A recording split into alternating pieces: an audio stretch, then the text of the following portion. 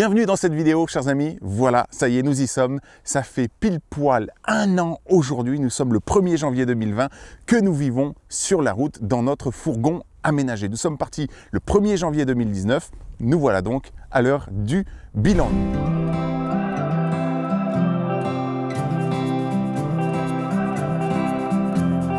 Salut, je m'appelle Steve et avec Caroline, nous vivons à l'année dans notre fourgon aménagé José. Nous partageons avec toi notre aventure d'entrepreneur libre et nomade pour te donner le goût d'oser réaliser tes rêves et tes plus grands projets. Alors, abonne-toi et embarque avec nous dans l'aventure Philosophie Nomade. Dans cette vidéo, on va vous parler des mythes de la van life. Non, parce que si tu dis van lifer, on va dire que tu as un fourgon. Mais il y a des gens qui pensent que ton fourgon c'est un camping-car et en fait toi tu dis que c'est un fourgon et pas un van, mais du coup tu utilises van lifer. Ça peut vraiment poser problème parce que après tu vas avoir des commentaires de gens qui te disent ouais mais non toi t'es pas un vrai nomade parce que tu as payé ton fourgon très cher et tu l'as acheté neuf, et puis toi t'es pas un van lifer parce que de toute façon tu as un fourgon et tu as un camping-car et c'est pas un camping-car, mais toi on te parle de camping-car. On va vous parler aussi de comment on a vécu le travail, comment on a vécu finalement ce mode de vie depuis un an. Un an c'est à la fois peu et beaucoup. Donc on va partager tout ça avec vous. On va parler de José, on va parler de ce qu'on a appris tout au long de cette année. Bref, on a mille et une choses à vous raconter. Donc installez-vous bien, prenez un petit café, un petit thé, un petit gâteau, un petit truc, une petite polaire, un petit truc bien, vraiment bien, pour suivre cette vidéo. On est dimanche matin à l'heure où elle est libérée. C'est parfait. Normalement, vous avez tout ce qu'il faut.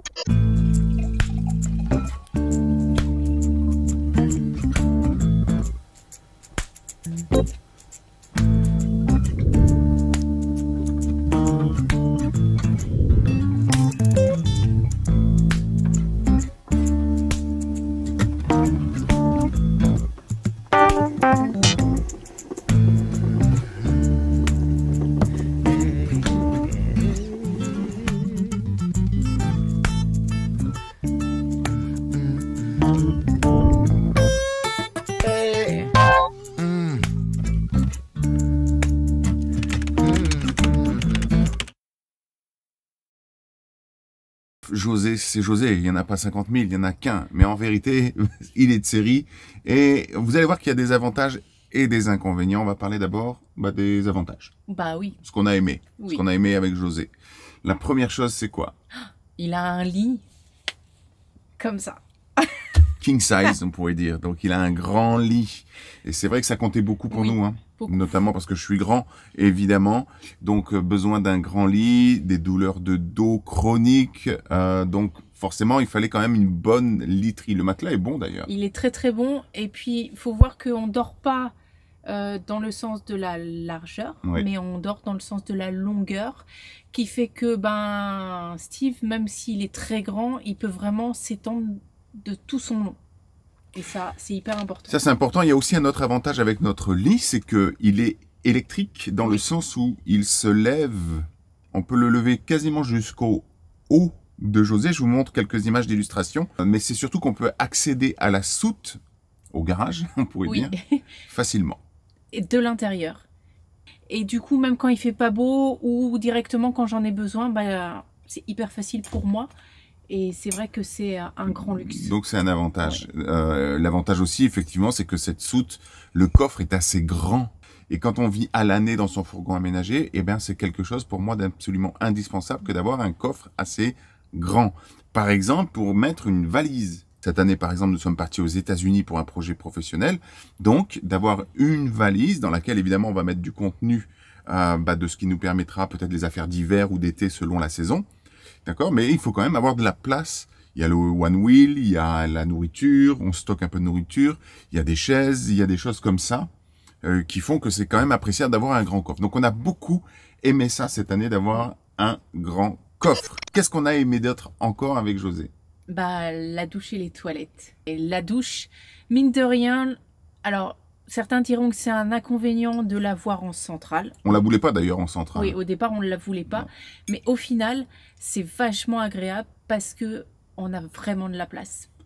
Pour se doucher. Et là, le problème est toujours le même, c'est que je suis grand. Pas un problème en fait, c'est juste que je suis comme ça. Donc je suis grand. Je suis costaud. Je préfère dire costaud que gros. C'est mieux costaud. Donc forcément, d'avoir une douche dans laquelle je peux tourner sur moi-même, dans laquelle je peux me baisser pour ramasser des trucs, enfin, c'est quand même appréciable. Et je pense à ta sœur qui a été en visiter, certains, et elle disait que dans la douche, eh ben, par exemple, elle pouvait même pas se baisser pour laver ses pieds. Eh ben voilà. Ça a l'air de rien. Mais on n'y pense pas en fait quand on fait l'acquisition d'un camion, et il vaut mieux y penser. Donc le fait de se baisser pour nettoyer ses pieds, c'est tout bête, mais d'avoir une douche centrale suffisamment grande, c'est particulièrement confortable. Et croyez-moi, hein, de prendre une douche dans son camion en plein hiver, sous la pluie dehors, machin, etc., c'est quand même très appréciable. Ce qui n'empêche pas de prendre des douches dehors, on l'a fait aussi. Oui. En été, notamment quand il fait bon du moins, de prendre des douches en extérieur avec des eaux, avec des poches d'eau chaude qu'on a fait chauffer par le soleil, ou de se doucher dans la rivière, hein, de se baigner dans la rivière et de se laver dans la rivière avec un produit écolo. On le fait aussi, mais c'est quand même sympa d'avoir une douche d'eau chaude. Donc vraiment ça, on l'a beaucoup apprécié. Et les toilettes aussi. Le fait d'avoir des toilettes dans le fourgon, pour nous, d'autant plus les filles, c'est hyper confortable parce que du coup, voilà, on a ce repli possible. Alors effectivement, dès que je peux, je vais aussi en extérieur. Parce que du coup, on a moins l'obligation d'aller vider la boîte à caca. Hein, parce qu'il ne faut pas se cacher. Alors on va pas tout dévoiler ici, mais on fera une vidéo sur la boîte à caca. Nous, on appelle ça comme ça, comme beaucoup de gens. La boîte à caca, qui est aussi la boîte à pipi.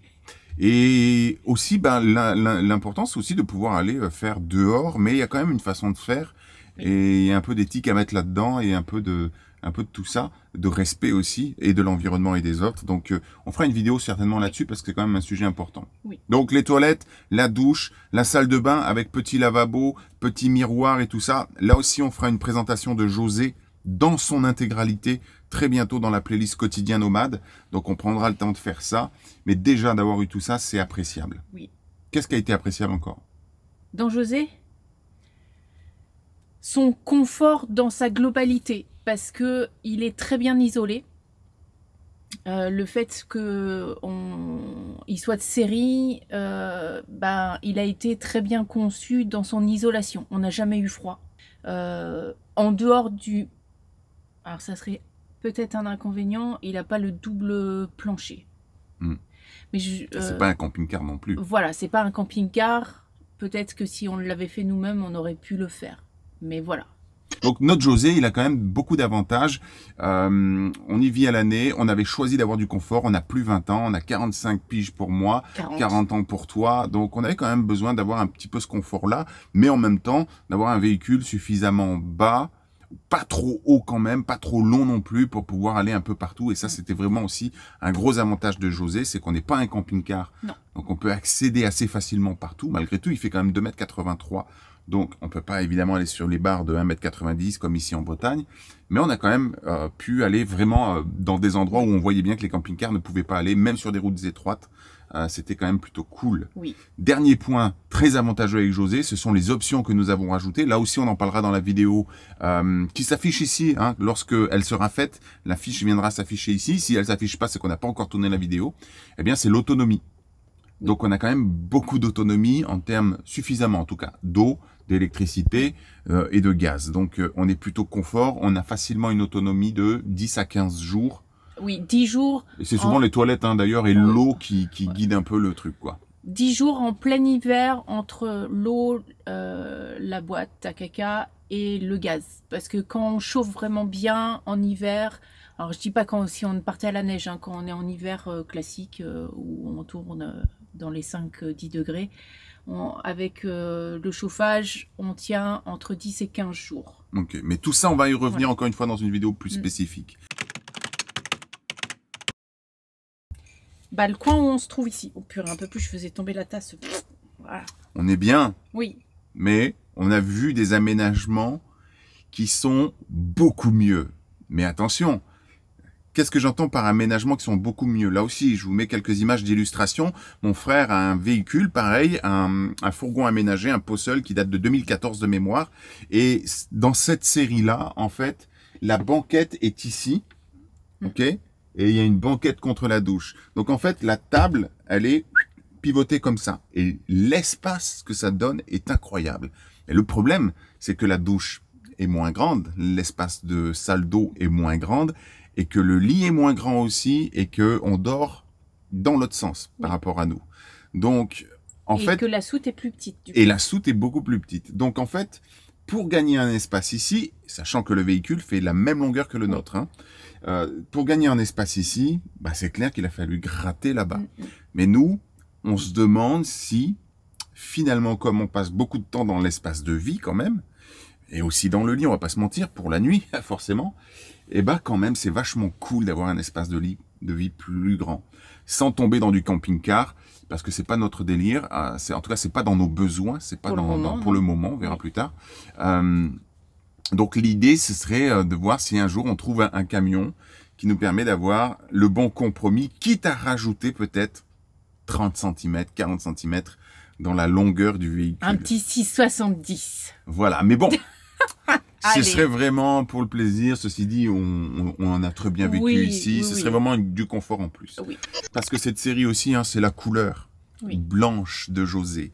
Ça a l'air de rien, mais ça a des avantages et des inconvénients. L'avantage évident, c'est que lorsqu'on est dans un pays comme en Espagne ou au Portugal où on était, et qui fait très chaud, mais même en France d'ailleurs, eh bien, le soleil va réfléchir sur la couleur blanche et on va gagner un petit peu en chaleur dans le camion, puisqu'en plus il est bien isolé. Le blanc attire les mouches, par contre. L'inconvénient, c'est que ça attire énormément les mouches, le blanc. Donc, c'est facile à voir hein, quand vous êtes en extérieur. Si vous avez un camion blanc en plein été dans des régions où il y a un petit peu de mouches, bah, c'est facile, hein, on les voit hein, sur la carrosserie. Les mouches sont vraiment collées. Et on le voit aussi sur des maisons en façade blanche et tout ça. On l'a beaucoup vu, par exemple, en Espagne. Les mouches étaient collées sur les maisons blanches. Voilà. Donc, le blanc attire les mouches, c'est clair. L'inconvénient, c'est que c'est visible. Ça, c'est le truc qui nous embête un peu plus. C'est que là, on est en pleine nature, par exemple, mais si on part à 1 kilomètre, même 1 kilomètre avec une vue dégagée, on voit le fourgon. On voit une petite verrue blanche. Donc, ça fait un peu une verrue dans la nature. Nous, on n'est pas très fan de ça. On aime beaucoup la discrétion. D'où le projet de Covering et de recouvrir José d'une couleur un peu plus qui se fond dans la nature. Voilà. Le fait qu'il soit de série, ben, on n'est pas les seuls à avoir cet intérieur.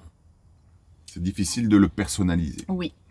Et que si on veut le repeindre ou repeindre les meubles ici, c'est faisable. Mais voilà, c'est plus compliqué, on va dire.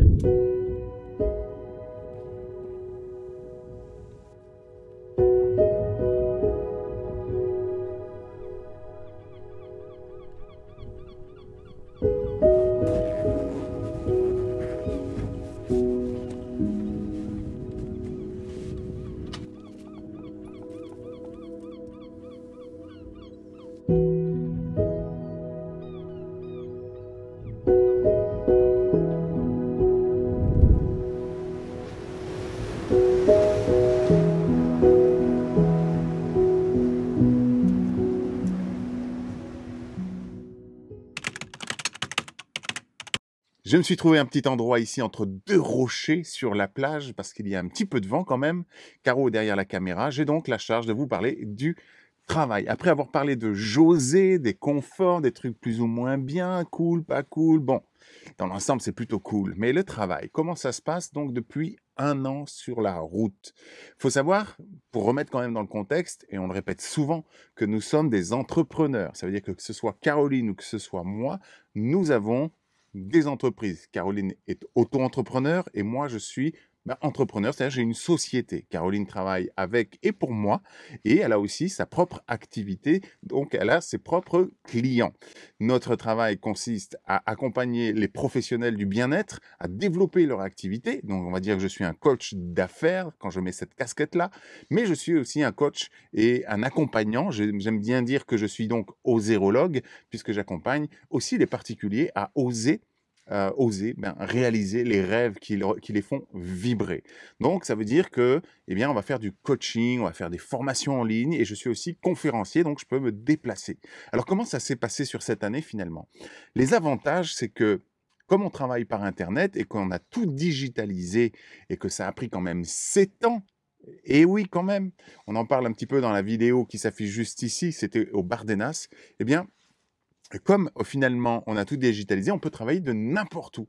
Et ça, c'est vraiment le pied de se dire que je pourrais être ici, entre deux cailloux, avec mon ordinateur et faire un coaching. Même mon seul téléphone suffit finalement pour faire des coachings en ligne, des accompagnements en ligne pour les personnes. On peut travailler de la plage, on peut travailler à la montagne, on peut travailler à l'étranger, on peut travailler n'importe où, dans la voiture, dans un camion, dans un train, sur un bateau. On peut travailler de où on veut, dès lors, évidemment, que l'on capte Internet. C'est peut-être un inconvénient, c'est qu'il faut à chaque fois pouvoir quand même avoir une bonne connexion Internet. Mais honnêtement, jusqu'ici, on n'a jamais vraiment été embêté.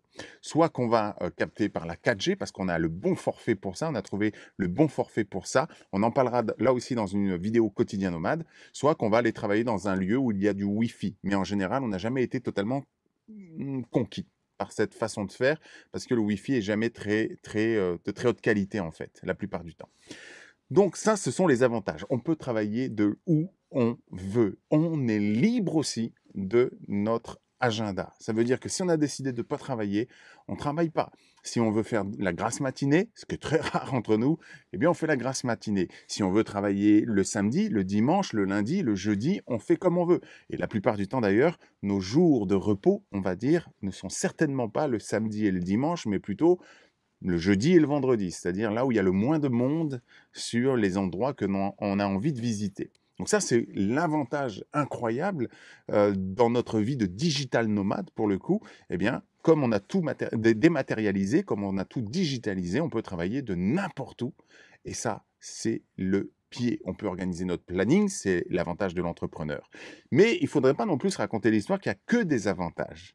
Okay ? Et parfois, d'ailleurs, l'avantage est aussi un inconvénient. La liberté, par exemple, de travailler de où l'on veut, la liberté d'organiser notre planning est aussi un inconvénient, parce que du coup, on est obligé de se structurer, on ne peut pas procrastiner, enfin, c'est pas compatible avec l'entrepreneuriat. Donc, il faut être capable de se donner les coups de pied là où il faut quand même pour faire le job. Et on n'a pas un patron qui nous attend. Alors, à moins d'avoir des rendez-vous clients, là, c'est plus facile. Mais quand on fait de la formation, etc., il n'y a personne pour nous dire « Steve, il faut que tu te lèves, il faut que tu montes ta formation ». Donc ça, c'est super important d'arriver à faire face à cette procrastination. Et puis aussi, l'un des inconvénients, c'est que on est dans des lieux quand même qui sont magiques.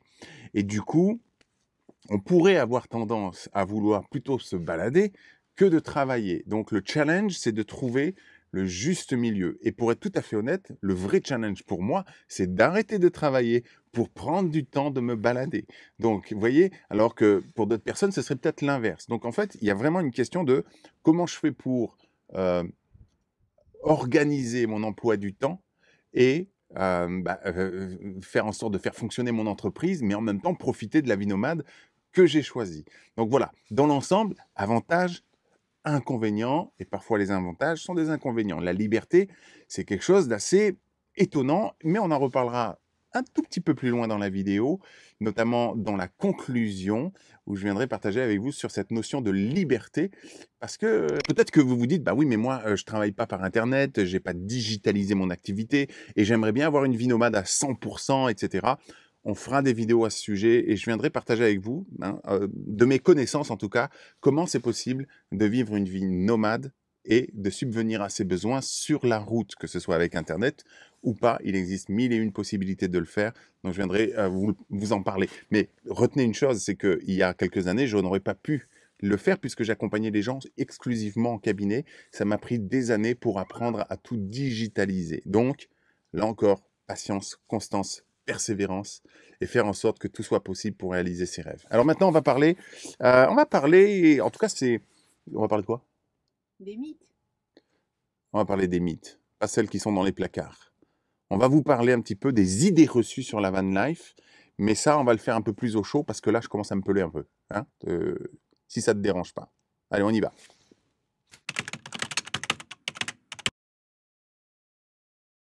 On voulait vous parler des mythes. Lorsqu'on est parti, en tout cas on regardait des vidéos sur Internet, sur Instagram, sur YouTube, etc. Et parfois on voyait des choses, on se disait waouh, ça fait rêver, ça donne envie, etc. Bon, on va pas se mentir, il y a quelques mythes. À commencer déjà par... Bah, le van qui est toujours hyper beau, hyper bien rangé. Vous savez, les photos où on a les portes. Grandes ouvertes. On voit beaucoup ça sur Instagram, hein, Oui, par exemple. ouais. Sur Instagram, on voit les portes arrière grandes ouvertes, avec un lit tout en bois, tout est beau, tellement bien aménagé. Ce sont de très beaux camions, hein, je veux dire, il n'y a pas de souci, c'est vrai que c'est très beau. Oui, c'est super beau. Ça fait rêver, c'est fait pour faire rêver. On a essayé. Ça tient 1 heure. 1 heure, oui.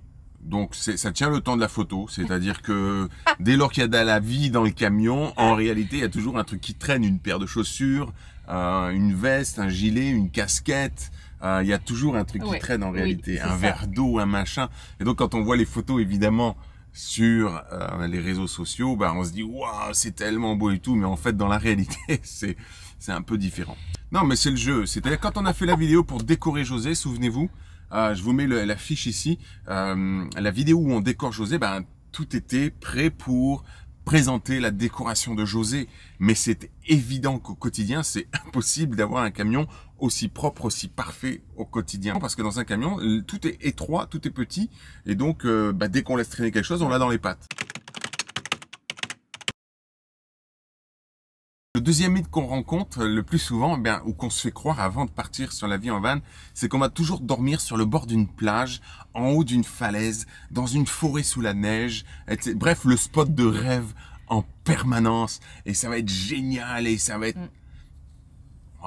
Allez, disons que à 80%, en général, on arrive à trouver des spots qui nous font kiffer, qu'on aime bien. Mais on va pas se mentir, il y a vraiment à saisir. Je me souviens au Portugal d'ailleurs, quand on est arrivé de nuit à Burgos, au Portugal. Donc vous avez là aussi, je profite pour vous mettre quelques fiches, hein, pour ceux qui nous rejoignent que maintenant.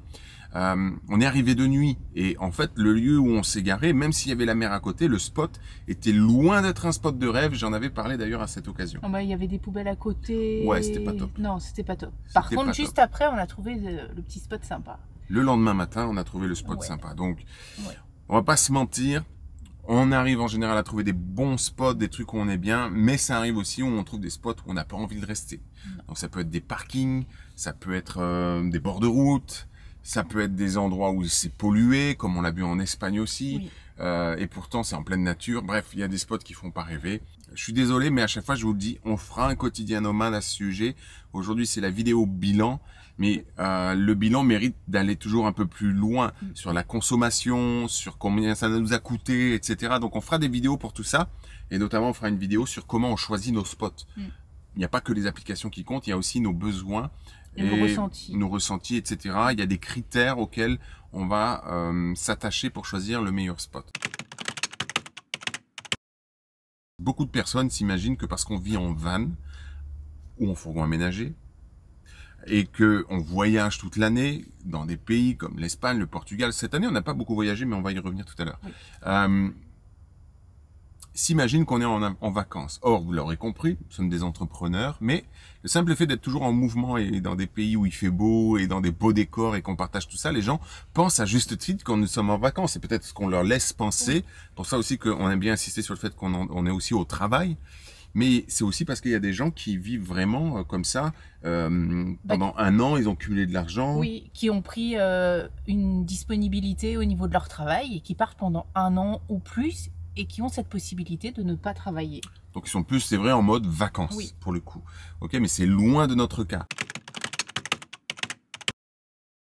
Je vous propose une conclusion maintenant. On va faire chacun notre conclusion. Oui. On va partager un petit peu notre ressenti global. On a évoqué travail, on a évoqué José, on a parlé de quelques mythes. Mais maintenant, on va en conclusion vous donner d'un point de vue général notre ressenti, etc. Alors, on commence avec Caroline. Ouais. Alors moi, mon ressenti sur ce bilan est plus que positif. Je trouve qu'on s'en sort plutôt pas mal. Ouais. Et ce que j'ai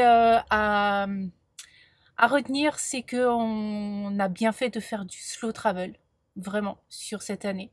Le slow travel, c'est qu'on prend le temps vraiment de se déplacer tranquillement et de s'arrêter assez longtemps dans chaque endroit pour apprécier, se poser et puis avoir le temps aussi, nous, de travailler. De travailler, de découvrir les lieux, les personnes. Et puis, ça permet d'être moins fatigué par les trajets, et puis le stress de trouver à chaque fois un nouvel endroit et ces choses-là.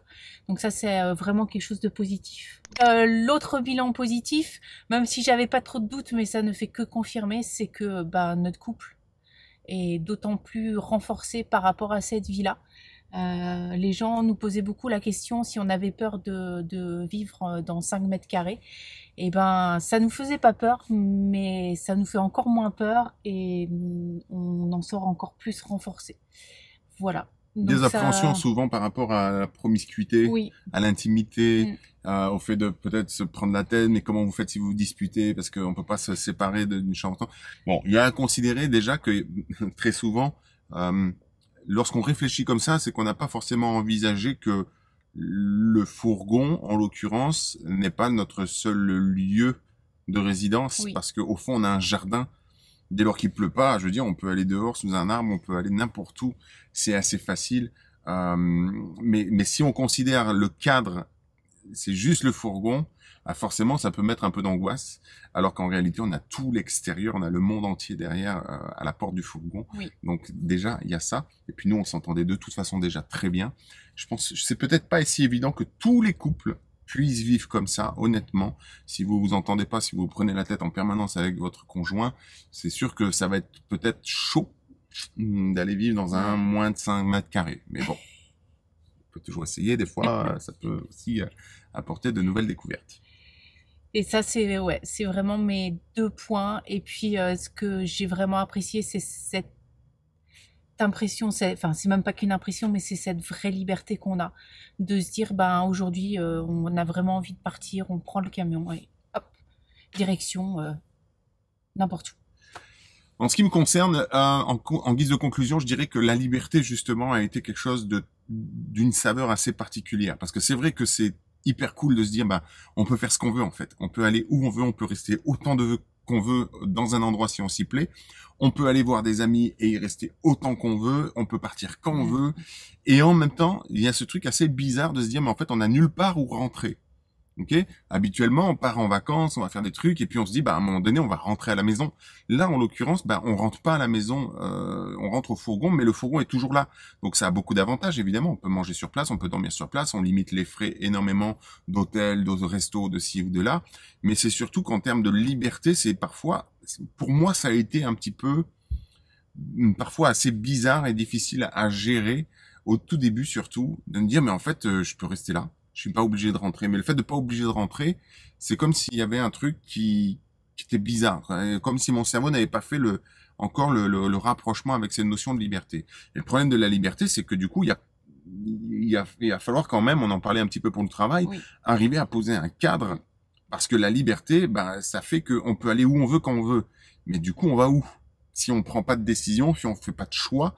Donc, on peut se rendre compte aussi, moi, je peux sentir aussi que la liberté peut être quelque chose qui donne un peu le vertige, qui peut faire un peu peur, qui peut angoisser, qui peut faire beaucoup de perte de temps, en fait, d'énergie et aussi d'argent. Parce qu'en fait, on est libre de faire tout ce qu'on veut, mais du coup, on peut faire beaucoup de trucs qui n'ont pas de sens.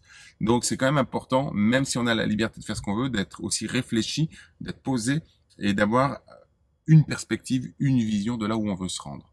Ça, c'est quelque chose qui au début, pour moi, était important à appréhender, en tout cas, qui m'a un peu interpellé. Ce que j'ai appris aussi, c'est que finalement, dans cette vie en van ou en fourgon aménagé, pour les plus pointilleux, eh bien, c'est que tout est plus lent, en fait. Tout prend plus de temps. Et ça, pour moi, moi qui ai un gros défi avec la notion de temps, je me rappelle, pas facile. Je me rappelle de sa première douche dans le camion. Comment tu râlais? Ouais, mais t'as vu le temps que ça prend, c'est pas possible. Mais maintenant, tu gères ça bien. C'est ça. On s'habitue à tout, de toute façon, ok. Mais c'est surtout qu'il faut accepter qu'il y a un nouveau rapport au temps. Oui. Ça prend plus de temps parce que c'est étroit, parce que c'est petit, parce qu'il faut faire attention à ses gestes et ses mouvements. C'est un peu comme dans un bateau. On peut pas vivre dans 120 mètres carrés comme on vit dans 5 mètres carrés. Donc ça, la vie prend plus de temps. Quand on veut partir, il faut tout ranger, il faut tout remettre en place. Donc, il y a vraiment cet apprentissage pour moi, justement, d'accepter de lâcher prise par rapport au fait que les choses prennent du temps. Moi, je suis plutôt speed, au fond. Je suis une sorte de de mélange entre quelqu'un qui veut être posé, machin, etc., qui a besoin de se poser, et en même temps quelqu'un qui a besoin d'être speed. Je suis speed dans ma tête, donc il faut que les choses aillent vite. Et dans ce mode de vie-là, c'est pas une bonne idée. C'est pas une bonne idée quand on veut faire des vidéos, par exemple aussi sur YouTube. Pas une bonne idée de vouloir être pressé. Donc voilà, tout ça je l'ai appris. Ce que j'ai appris aussi d'ailleurs, en l'occurrence, c'est de faire des vidéos. Il faut savoir qu'il y a 1 an, je faisais des vidéos déjà, mais face caméra. Mais toutes les vidéos que j'ai créées cette année, pour les vlogs, le montage des vidéos, etc., c'est quelque chose de tout neuf pour moi. Donc, ça a été un vrai plaisir d'apprendre tout ça. Oui, parce qu'il faut savoir que les vidéos, c'est pas moi, c'est Steve. Moi, je fais quelques plans qui sont assez rares, mais les vidéos, c'est Steve et le montage, c'est Steve. Et toi, tu fais les photos. Et moi, je fais les photos. La plupart du temps, c'est Caro qui fait les photos. Voilà. Donc maintenant, pour 2020, chers amis, eh bien, c'est ce que je vous disais, c'est la liberté. Donc on peut aller où on veut, et c'est un gros casse-tête. On veut cette année aller voir les aurores boréales. Ça, on veut y aller. Oui, ça c'est sûr. Ça, on va se débrouiller, mais en 2020, on veut aller voir les aurores boréales. Alors voilà, terminé cette vidéo. Conclusion, bilan de la première année. Ça aurait pu être une conclusion beaucoup plus longue. On a tellement de choses à dire. Oui. Mais à un moment donné, faut que ça s'arrête. Et on en garde sous le pied parce qu'on a d'autres petites capsules quotidiennes nomades à venir vous livrer. Restez à l'écoute, abonnez-vous et pensez bien à cliquer sur la petite cloche pour être notifié. Pensez aussi à partager, à commenter. Dites-nous si vous avez une expérience nomade, si vous avez envie de la partager, que vous soyez vanlifer dans un fourgon à 2000 €, que vous avez retapé tout seul, que vous soyez dans un fourgon à 40 000 € que vous avez acheté en série, 60 000 €, ou un camping-car qui soit à 200 000 €. Nous, on aime tout le monde. On s'en fout dans quoi vous roulez. Oui. Ce qui nous compte et ce qui est important pour nous, c'est ce que vous avez dans le cœur et ce pourquoi vous faites les choses et ce pourquoi vous nous suivez. Alors, on vous souhaite une merveilleuse année 2020. Si vous écoutez cette vidéo en 2021, ou 2040. On vous souhaite une bonne année 2021, 2022, 2023, 2024, 2025, 2026. Et là, on est parti pour 30 minutes de vidéo. Alors, mettez sur pause, allez faire à manger, Voilà, vous aurez compris le message. On vous embrasse fort et on vous dit à très bientôt. Ciao, bye bye. Bye bye.